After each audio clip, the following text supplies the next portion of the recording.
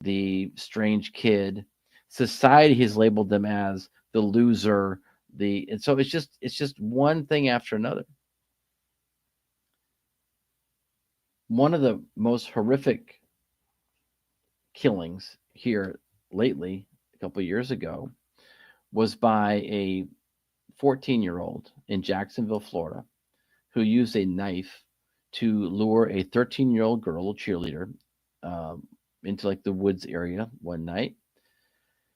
And I might have this number wrong, but he stabbed her, I think it was 114 times. 114 times.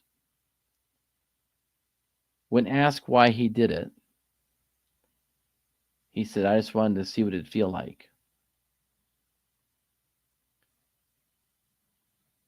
When a young person at 14 has such a loss of empathy and care for another human being, we have to ask ourselves, what happened to that kid?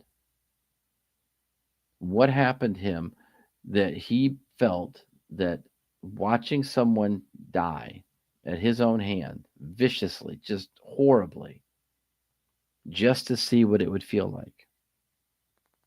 What happened to him? So, as his story started to come out, we looked at his father's history.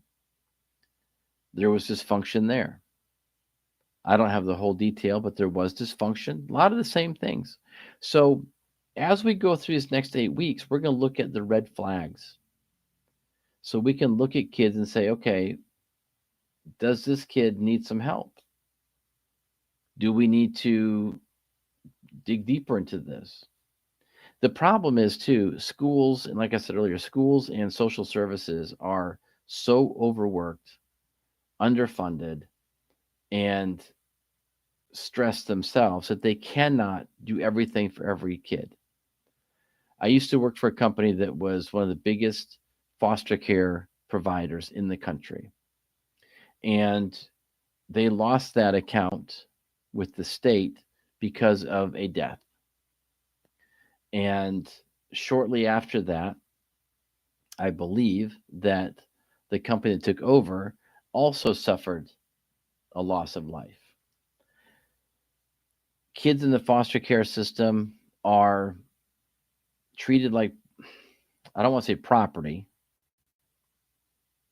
but there's so many of them. One of the kids I worked with years ago, he was a foster care kid and he aged out. And he told us that, hey, when you age out, there's no services for you. We have no skills. Half of them have bounced around from family to family. If they have a diploma, they're lucky. If they have any job skills, it's a shock. Basically, what they have is they've had a roof over their head, not always a good one. And now that they're aging out of the system, they have nowhere to go. So for a lot, especially guys, so where do they go? They usually go to jail. They might couch surf again. They might get homeless. Not all of them, but there's a large percentage that just end up back on the street.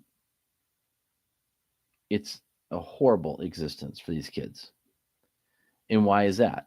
Because when they were younger, their parents were on drugs or something happened. I know kids that were in the system, the mom died of an overdose, and the dad was so distraught, he just left them. He literally left his two kids at a hotel and never came back. And when they were discovered in this hotel because they couldn't pay the bill, and the hotel found out that there was two kids in there, then they called CPS, and then everything happened from there. He, I believe, was 11 at the time, and his sister, I think, was 13. So they're both very young. They can't work. They can't do anything. Too young to work. They can't live on their own. So they go in the system. Coming out of the system, they were not prepared. He was a little better off than his sister, but his sister took a terrible turn. Stories like this are all the time.